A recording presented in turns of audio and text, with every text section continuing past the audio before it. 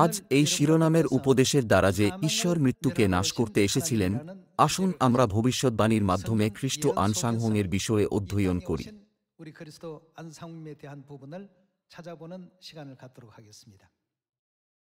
ঈশ্বর দ্বিতীয়বার শরীর ধারণ করে এই পৃথিবীতে আসবেন। মানবজাতির জন্য এটা হলো একটা খুশির খবর। 2000 বছর আগে যখন যিশু পৃথিবীতে এসেছিলেন, তিনজন জ্ঞানী ব্যক্তি মূল্যবান উপহার নিয়ে যিশুর সাথে দেখা করতে গিয়েছিল।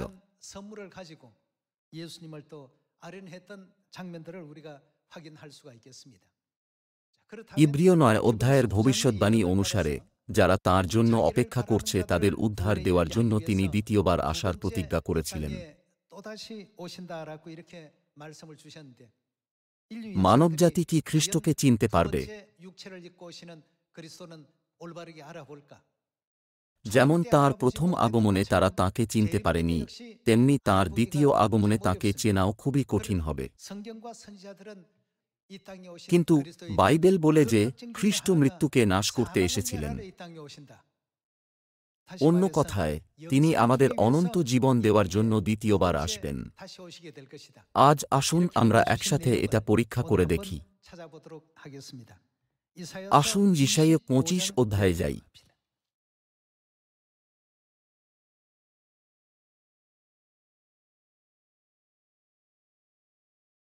আসুন যিশাইয়া 25 অধ্যায় 6 পদ দেখি।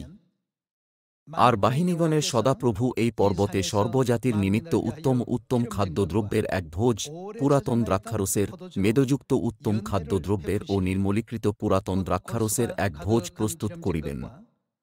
আর সর্বদেশীয় লোকেরা যে ঘোমটায় আচ্ছাদিত আছে ও সর্বজাতীয় লোকদের সম্মুখে যে আবরক বস্ত্র টাঙ্গানো আছে, সদাপ্রভু এই পর্বতে তাহা বিনষ্ট করিবেন।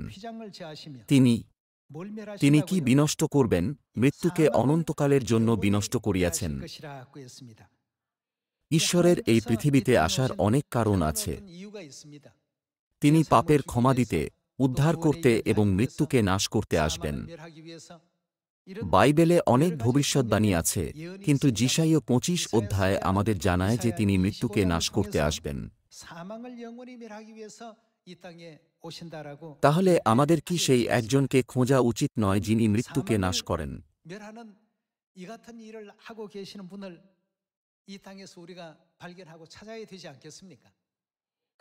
যিশাইয়া 34 অধ্যায় 16 পদ অনুসারে বাইবেলের সমস্ত পদের কি আছে? তাদের জোড়া আছে। মৃত্যুকে নাশ করার জন্য তিনি কোন সত্য নিয়ে আসবেন? তিনি কোথায় আসবেন? তিনি কখন আসবেন? সমস্ত উত্তর বাইবেলে লিপিবদ্ধ আছে।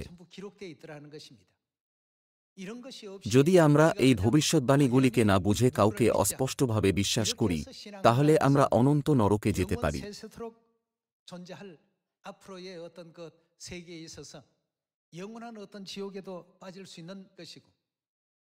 যদি আমরা ঈশ্বরকে চিনতে পারি এবং তাঁর শিক্ষা পালন করি, তাহলে আমরা স্বর্গরাজ্যে অনন্ত জীবন ও আশীর্বাদ উপভোগ করব। সেই জন্যই ঈশ্বরকে চেনা এবং তাঁর শিক্ষা পালন করা হল খুবই গুরুত্বপূর্ণ। তাহলে আমাদের কি করা উচিত? আমাদের অবশ্যই সেই একজনকে খোঁজা উচিত যিনি মৃত্যুকে অনন্তকালের জন্য নাশ করতে আসবেন। আসুন যিশাইয়া 25 অধ্যায় 8 পদ দেখি। তিনি মৃত্যুকে অনন্তকালের জন্য বিনষ্ট করিয়াছেন, ও প্রভু সদাপ্রভু সকলের মুখ হইতে চক্ষুর জল মুছিয়া দিবেন, এবং সমস্ত পৃথিবী হইতে আপন প্রজাদের দুর্নাম দূর করিবেন, কারণ সদাপ্রভুই এই কথা কহিয়াছেন। সেই দিন লোকে বলিবে। তারা কি বলবে? এই দেখো, ইনি আমাদের ঈশ্বর, একমাত্র যিনি মৃত্যুকে নাশ করেন, তিনি আমাদের ঈশ্বর। আমরা ইহারই অপেক্ষায় ছিলাম, ইনি আমাদিগকে ত্রাণ করিবেন, ইনি সদাপ্রভু। আমরা ইহারই অপেক্ষায় ছিলাম, আমরা ইহার কৃত পরিত্রাণে উল্লাসিত হইব, আনন্দ করিব। যিশাইয়া 25 অধ্যায় লিপিবদ্ধ করে যে একমাত্র যিনি মৃত্যুকে নাশ করেন, তিনি হলেন আমাদের ঈশ্বর। তাহলে আমাদের এই বিষয়ে দেখা উচিত।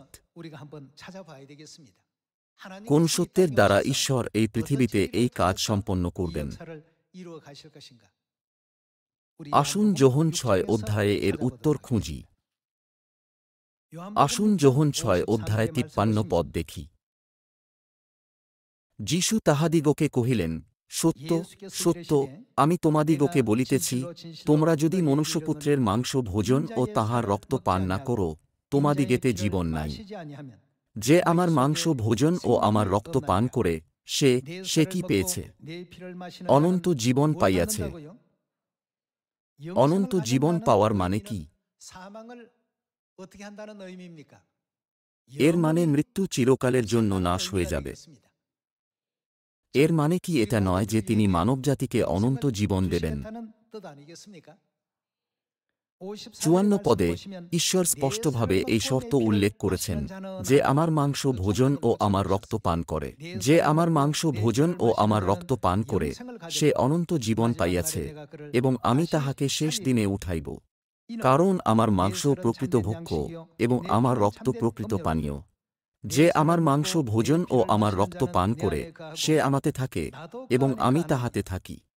যেমন জীবন্ত পিতা আমাকে প্রেরণ করিয়াছেন, এবং পিতা হেতু আমি জীবিত আছি, সেইরূপ যে কেহ আমাকে ভোজন করে, সেও আমা হেতু জীবিত থাকিবে। এখানে যে কেউ তাঁর মাংস ভোজন ও তাঁর রক্ত পান করে সে অনন্ত জীবন পেয়েছে, এবং শেষ দিনে তিনি কি করবেন? তিনি তাদের উঠাবেন। তাহলে আমরা কিভাবে ঈশ্বরকে চিনতে পারব যিনি শরীর ধারণ করে এসেছেন? এখানে যোহন 6 অধ্যায়ের 53, 54, 55 এবং 56 পদ আমাদের ব্যাখ্যা করে যে কিভাবে ঈশ্বর মৃত্যুকে নাশ করবেন। যে আমার মাংস ভোজন ও আমার রক্ত পান করে, সে অনন্ত জীবন পাইয়াছে, এবং আমি তাহাকে শেষ দিনে উঠাইব। দয়া করে এই বিষয়ে মনোযোগ দিন। শেষ দিনে ঈশ্বর কোন ধরনের লোকেদের উঠাবেন? যারা মনুষ্যপুত্রের মাংস ভোজন করে এবং তাঁর রক্ত পান করে, ঈশ্বর তাদের উঠাবেন। এর মানে কি এটা নয় যে তিনি মৃত্যুকে নাশ করবেন? অতএব এর মানে যে সত্য শুধুমাত্র তাঁর প্রথম আগমনের সময় নয়, কিন্তু শেষ দিনেও পালন করা উচিত।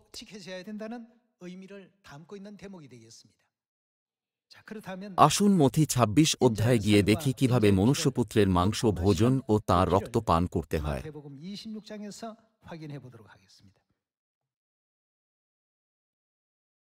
আসুন মথি 26 অধ্যায় 17 পদ দেখি।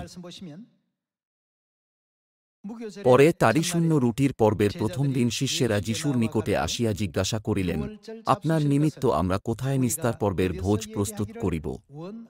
আপনার ইচ্ছা কি? কেউ হয়তো জিজ্ঞাসা করতে পারে, যিশু বলেছেন যে তাঁর মাংস ভোজন ও তাঁর রক্ত পান করবে সে অনন্ত জীবন পাবে, কিন্তু কেন এখানে নিস্তার পর্বের বিষয়ে বলা হচ্ছে? আসুন 18 পদ দেখি।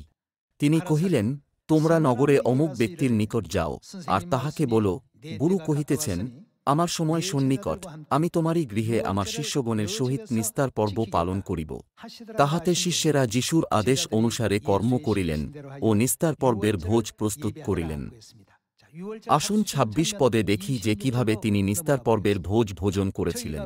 পরে তাহারা ভোজন করিতেছেন, এমন সময় যিশু রুটি লইয়া আশীর্বাদ পূর্বক ভাঙ্গিলেন এবং শিষ্যদিগকে দিলেন, আর কহিলেন, লো, ভোজন করো, ইহা নিস্তার পর্বের রুটি কি আমার শরীর।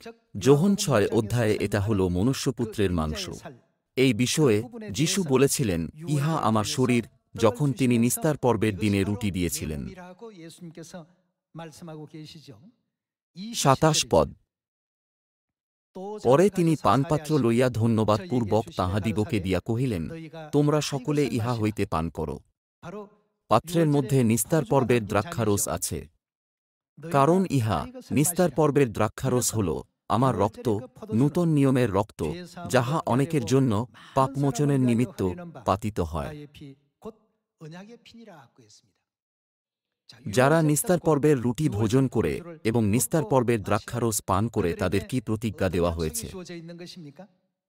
তাদের কি অনন্ত জীবনের প্রতিজ্ঞা দেওয়া হয়নি? অন্য কথায়, মৃত্যুকে নাশ করার জন্য ঈশ্বর 2000 বছর আগে এই পৃথিবীতে এসেছিলেন এবং নতুন নিয়ম নিস্তার পর্বের সত্য স্থাপন করেছিলেন। নতুন নিয়মের নিস্তার পর্বের সত্য পৃথিবী থেকে অদৃশ্য হওয়ার প্রায় 1700 বছর পর হারানো সত্যকে পুনঃস্থাপন করার জন্য ঈশ্বর আবার এই পৃথিবীতে এসেছিলেন।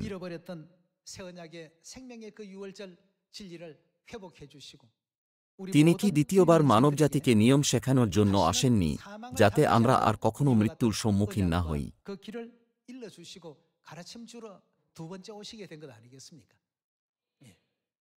1000 বছরেরও বেশি সময় ধরে এই পৃথিবীতে নিস্তার পর্ব পালন করা হয়নি। অসংখ্য ধর্মতত্ত্ববিদ বাইবেল পড়া সত্ত্বেও নিস্তার পর্বের সত্য খুঁজে পায়নি যা মৃত্যুকে নাশ করে।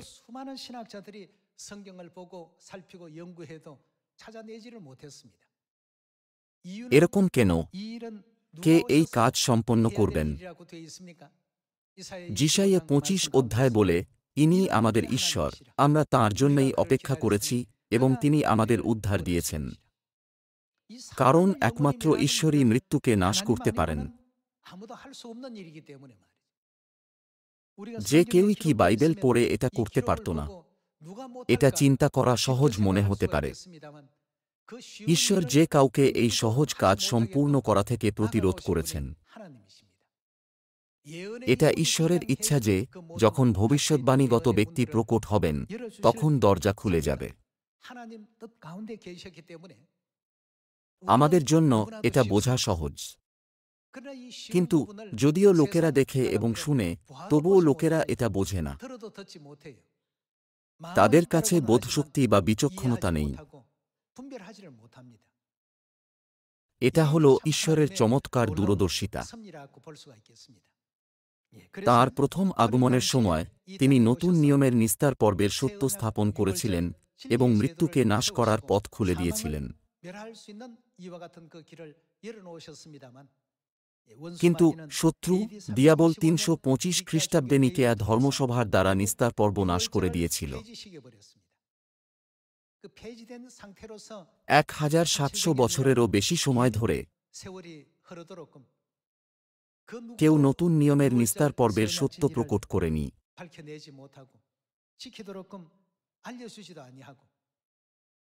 অবশেষে যদি তিনি না আসেন এবং ব্যক্তিগতভাবে আমাদের শিক্ষা না দেন, তাহলে কেউ সঠিকভাবে নিস্তার পর্ব অর্থাৎ জীবনের সত্য পালন করতে পারবে না।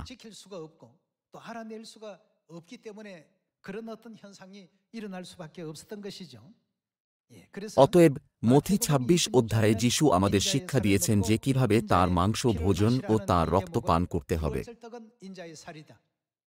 তিনি বলেছিলেন যে নিস্তার পর্বের রুটি হল তাঁর মাংস এবং নিস্তার পর্বের দ্রাক্ষারস হল তাঁর রক্ত। নিস্তার পর্ব হল সবথেকে মহান সত্য যা ঈশ্বর এই পৃথিবীতে মৃত্যুকে নাশ করার জন্য, অন্য কথায় আমাদের অনন্ত জীবন দেওয়ার জন্য স্থাপন করেছেন। আসুন লুক 22 অধ্যায় 7 পদ দেখি। 22 অধ্যায় 7 পদ। পরে তারি শূন্য রুটির দিন, অর্থাৎ যে দিন নিস্তার পর্বের মেষশাবক বলিদান করিতে হইত, সেই দিন আসিল। তখন তিনি পিতর ও যোহনকে প্রেরণ করিয়া কহিলেন, তোমরা গিয়া আমাদের জন্য নিস্তার পর্বের ভোজ প্রস্তুত করো, আমরা ভোজন করিব।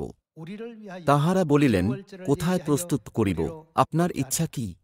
তিনি তাহাদিগকে কহিলেন, দেখো, তোমরা নগরে প্রবেশ করিলে এমন এক ব্যক্তি তোমাদের সম্মুখে পড়িবে, যে ব্যক্তি এক কলসি জল লইয়া আসিতেছে, তোমরা তাহার পশ্চাৎ পশ্চাৎ যে বাটিতে সে প্রবেশ করিবে তথায় যাইবে।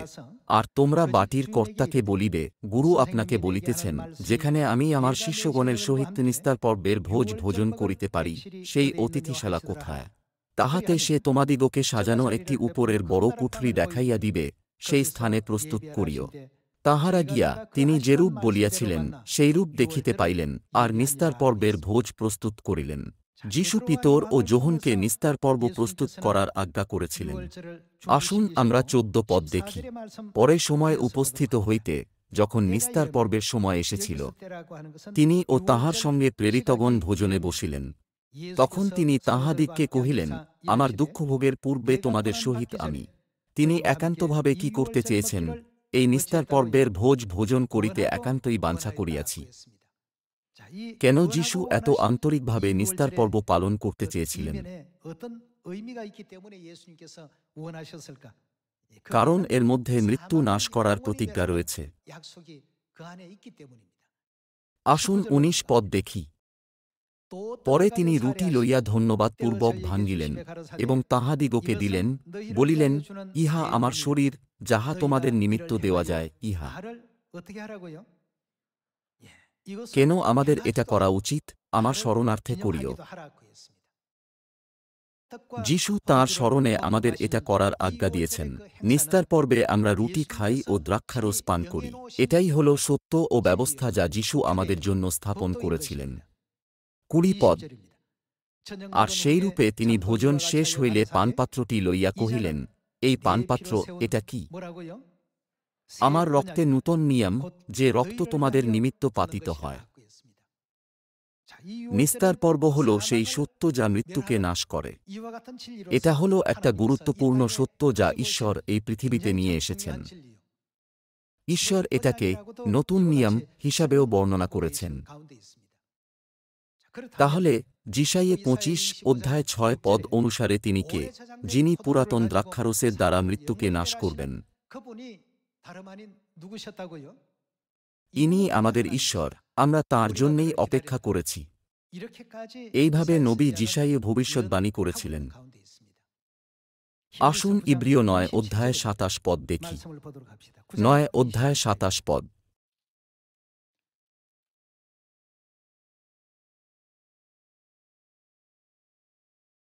আর যেমন মনুষ্যের নিমিত্ত একবার মৃত্যু, তৎপরে বিচার নিরূপিত আছে, তেমনি খ্রীষ্ট অনেকের পাপভার তুলিয়া লইবার নিমিত্ত একবার উৎসৃষ্ট হইয়াছেন। তিনি কতবার? দ্বিতীয়বার, বিনা পাপে তাহাদিগকে দর্শন দিবেন, যাহারা পরিত্রাণের নিমিত্ত তাঁহার অপেক্ষা করে। যদি তিনি আবার না আসেন, আমরা উদ্ধার পেতে পারব না। যেহেতু আমরা মৃত্যুর দাস হয়ে আছি, মৃত্যুকে নাশ করতে কাকে আসতে হবে? ঈশ্বরকে আসতেই হবে। এটা এমন কিছু নয় যা যে কেউ করতে পারে, এমনকি একজন পাদ্রীও নয়। এটা এমন কিছু যা এমনকি কোনো ধর্মীয় সংগঠনের কোনো নেতাও করতে পারে না। এইভাবে যিনি এটা করতে পারেন তিনি কে? তিনি হলেন ঈশ্বর, যার জন্য আমরা অপেক্ষা করছিলাম। ইনি আমাদের ঈশ্বর, আমরা তাঁর জন্যেই অপেক্ষা করেছি। তাহলে তিনি কি করবেন? তিনি আমাদের উদ্ধার করবেন। ইব্রিয় ৯ অধ্যায় ২৮ পদ কি বলে? যারা তাঁর জন্য অপেক্ষা করছে তাদের উদ্ধার দেওয়ার জন্য তিনি দ্বিতীয়বার প্রকট হবেন। অতএব তাঁর দ্বিতীয় আগমনের সময়ও তাঁকে অবশ্যই মৃত্যুকে নাশ করতে হবে। তাহলে তাঁকে কোন সত্য নিয়ে আসা উচিত? তাঁর কি নতুন নিয়মের নিস্তার পর্বের সত্য নিয়ে আসা উচিত নয়, যেহেতু এটা ৩২৫ খ্রিস্টাব্দে অদৃশ্য হয়ে গিয়েছিল? একমাত্র যিনি নতুন নিয়মের নিস্তার পর্বের সত্য নিয়ে আসবেন, তিনি হলেন আমাদের ঈশ্বর এবং আমরা হলাম তাঁর প্রজা। আসুন আমরা সেই ভবিষ্যদ্বাণী দেখি। জিরমীয় ৩১ অধ্যায়।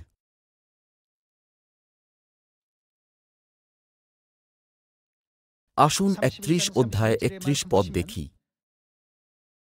সদাপ্রভু বলেন, দেখো, এমন সময় আসিতেছে, যে সময়ে আমি, তিনি কি করবেন?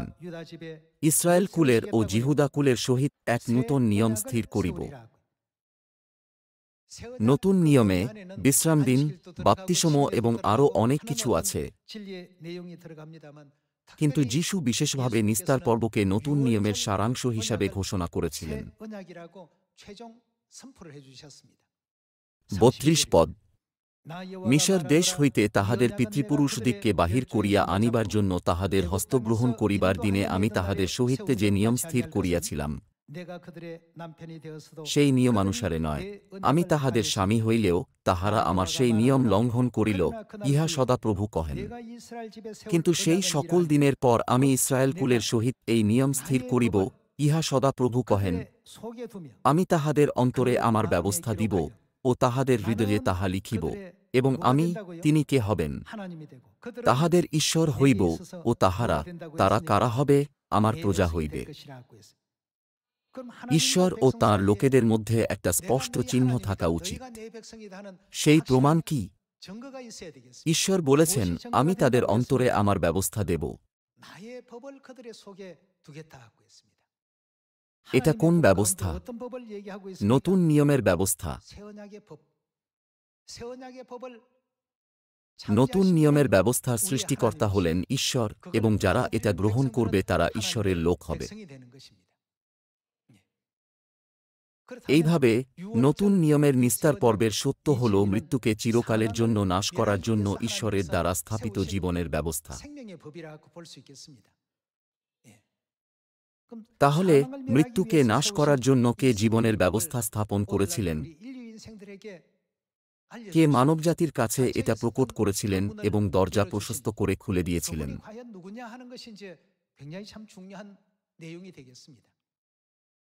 যিশাইয়া ২৫ অধ্যায় ৬ পদ অনুসারে অনেক লোকেরা বলবে, ইনি আমাদের ঈশ্বর, আমরা তাঁর জন্যেই অপেক্ষা করেছি। তিনি ৩৫০০ বছর আগে লোহিত সাগরকে ভাগ করেছিলেন এবং ইসরায়েলীয়দের মিশরের দাসত্ব থেকে মুক্ত করেছিলেন। তিনি ২০০০ বছর আগে এই পৃথিবীতে এসেছিলেন এবং ক্রুশের উপর তাঁর রক্ত ঝরিয়ে পাপের ক্ষমার পথ খুলে দিয়েছিলেন। কেন? তাঁর দ্বারা কি হয়েছিল? তাঁর দ্বারা মৃত্যু নাশ হয়েছিল। ঈশ্বর ছাড়া কেউ এরকম ভোজ আয়োজন করতে পারে না। দীর্ঘ সময় ধরে কেউ জীবনের সত্য নিস্তার পর্বকে পুনঃস্থাপন করতে পারেনি।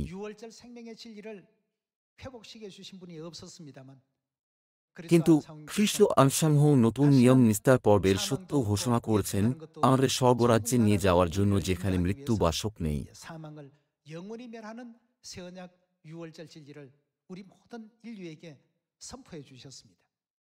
তাহলে আমাদের অবশ্যই বোঝা উচিত যে খ্রিস্ট আনসাংহকে যেমন বাইবেলে ভবিষ্যদ্বাণী আছে তাই না। ঈশ্বর ছাড়া আর কেউ নেই যে মৃত্যু নাশ করে এমন পর্বের আয়োজন করতে পারে। ইনি আমাদের ঈশ্বর, আমরা তাঁর জন্যেই অপেক্ষা করেছি এবং তিনি আমাদের উদ্ধার দিয়েছেন। ভাই ও বোনেরা, যখন ২০০০ বছর আগে যীশু খ্রিস্ট এসেছিলেন, তখন ফরিসি এবং যিহুদিরা তাদের উপহাস করেছিল যারা যীশুকে বিশ্বাস করেছিল। তারা একজন সাধারণ মানুষকে বিশ্বাস করে, তুমি কিভাবে বলতে পারো যে একজন সাধারণ মানুষ হলেন ঈশ্বর? এইভাবে পিতর, পৌল এবং প্রথম মণ্ডলীর সমস্ত বিশ্বাসীদের বিধর্মী বলা হয়েছিল। কিন্তু পবিত্র আত্মার যুগে আমাদের অবশ্যই বাইবেলের এই ভবিষ্যদ্বাণী বিশ্বাস করা উচিত। খ্রিস্ট আনসাংহং এই ভবিষ্যদ্বাণী পূর্ণ করেছিলেন। মৃত্যুকে নাশ করার জন্য তিনি নতুন নিয়মের নিস্তার পর্বের রুটি ও দ্রাক্ষারস নিয়ে এসেছিলেন।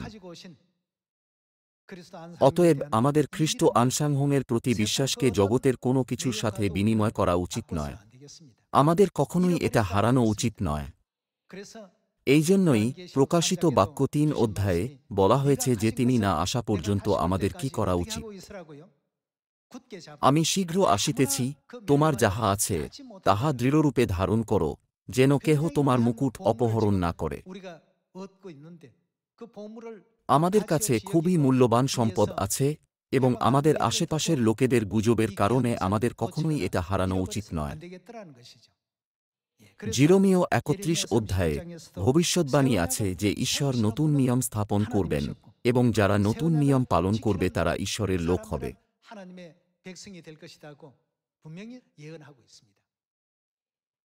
এইভাবে ঈশ্বর নতুন নিয়মের মধ্যস্থ হন ও আমাদের অনন্ত উত্তরাধিকার পাওয়ার এবং ঈশ্বরের রাজ্যে ফিরে যাওয়ার বিশেষাধিকার প্রদান করেন।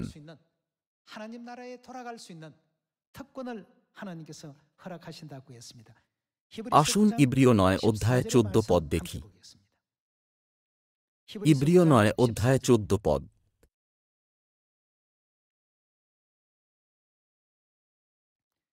তবে যিনি অনন্তজীবী আত্মা দ্বারা নির্দোষ বলিরূপে আপনাকেই ঈশ্বরের উদ্দেশ্যে উৎসর্গ করিয়াছেন, সেই খ্রিস্টের রক্ত আমাদের সংবেদকে মৃত ক্রিয়াকলাপ হইতে কত অধিক নিশ্চয় সূচি না করিবে, যেন তোমরা জীবন্ত ঈশ্বরের আরাধনা করিতে পারো।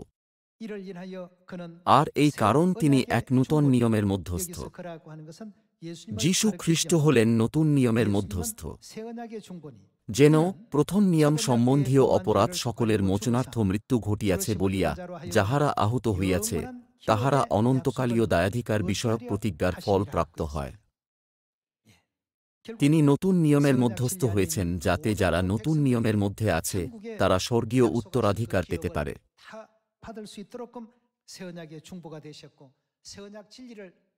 তিনি আমাদের কাছে নতুন নিয়মের বিষয়ে প্রচার করেছেন, যাতে আমরা এটা পালন করতে পারি।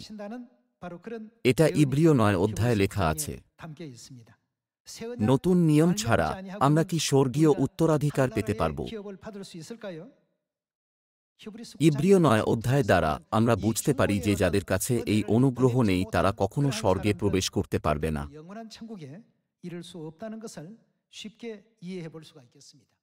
তাহলে কখন তিনি আবার আসবেন এটা শিক্ষা দেওয়ার জন্য? আসুন মিখা 4 অধ্যায়ে 1 পদ দেখি।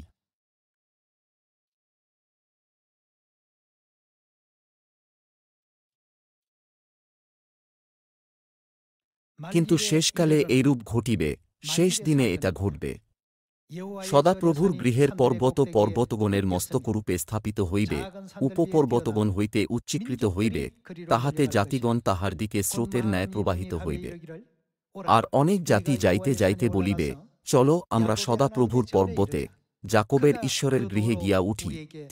তিনি কি করবেন? আমাদিগকে আপন পথের বিষয়ে শিক্ষা দিবেন। আমরা কখনোই নতুন নিয়মের সত্য জানতে পারব না, যা প্রায় 1700 বছর ধরে অদৃশ্য হয়ে গিয়েছিল, যদি ঈশ্বর আমাদের এটা শিক্ষা না দেন। তিনি আমাদিগকে আপন পথের বিষয়ে শিক্ষা দিবেন। আর আমরা কি করব? তাঁহার মার্গে গমন করিব। আমরা তাঁর শিক্ষা পালন করব। এখন তাঁর শিক্ষা অভ্যাস করার দ্বারা আমরা কি আবিষ্কার করতে পারি না যে নতুন নিয়মের সত্য হল সেই সত্য যা মৃত্যুকে নাশ করে? তিনি আমাদিগকে আপন পথের বিষয়ে শিক্ষা দিবেন, আর আমরা তাঁহার মার্গে গমন করিব। কারণ ব্যবস্থা কোথা থেকে বের হবে? সিয়ন হইতে ব্যবস্থা ও জেরুসালেম হইতে সদাপ্রভুর বাক্য নির্গত হইবে। যদি ঈশ্বর নিজে না আসতেন এবং মনুষ্যজাতিকে তাঁর শিক্ষা না দিতেন, আমরা কখনোই জানতে পারতাম না যে বিশ্রামদিন শনিবার, নিস্তার পর্ব হল জীবনের পথ এবং নতুন নিয়ম কি। আমরাও পৃথিবীর অন্য সকলের মতো হতাম। তারা বলে, আমি যিশুকে বিশ্বাস করি, কিন্তু তারা রবিবারের আরাধনা, ক্রিসমাস এবং ক্রুশ দ্বারা চার্চে সূর্যদেবতার আরাধনা করে। তাদের কাজকে সত্যিই একটা ঘৃণার কাজ বলেছেন।